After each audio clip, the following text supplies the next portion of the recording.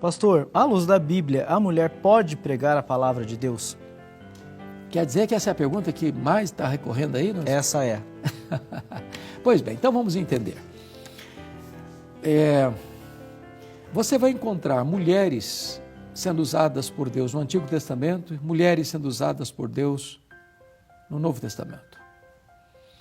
Quando você vai, por exemplo, para Joel capítulo 2, onde se promete lá o derramamento do Espírito, o que ocorreu no Pentecostes, está escrito que vossos filhos e vossas filhas profetizarão.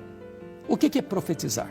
É pregar, à luz de 1 Coríntios capítulo 14, versículos 1 a 3.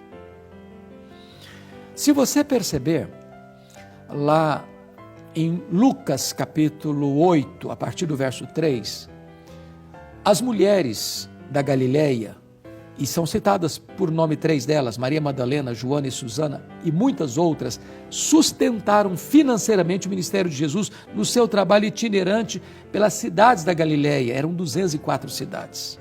E eu fico imaginando a cena.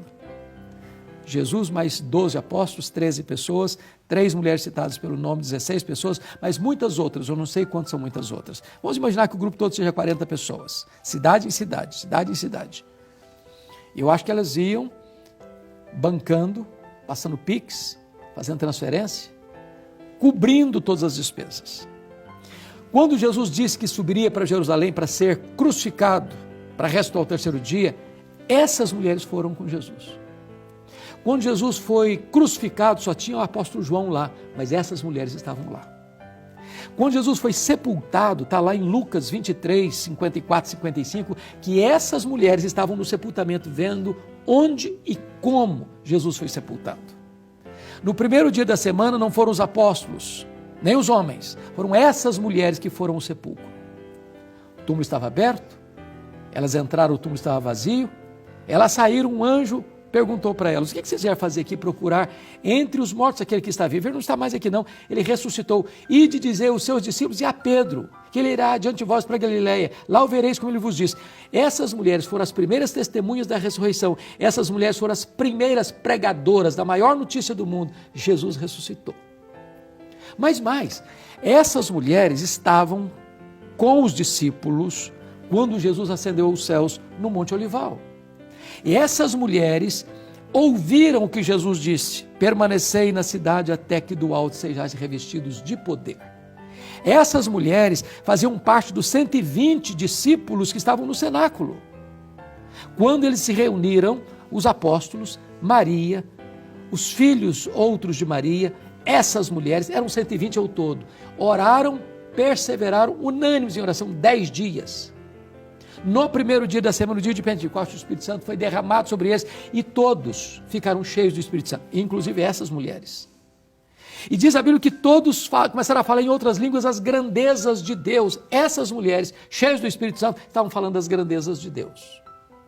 Pois bem, você vai encontrar também, lá em Atos Apóstolos, capítulo 8 e depois capítulo 12, que as filhas de Filipe, o diácono que morava em Cesareia, eram profetisas. Quem é profetisa? De onde profecia o que é? É pregar a palavra. Está lá em 1 Coríntios capítulo 14, 1 a 3.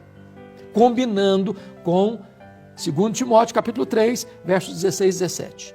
Quando você vai para 1 Coríntios 14, Paulo diz que as mulheres podiam profetizar, tendo a cabeça coberta.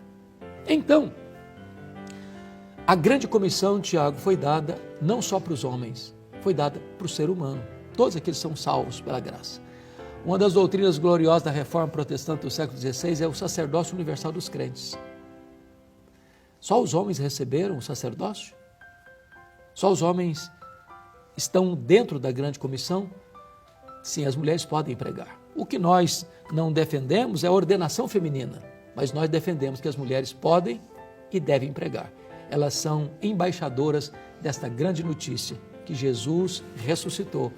E o Evangelho é o meio pelo qual Deus salva o pecador.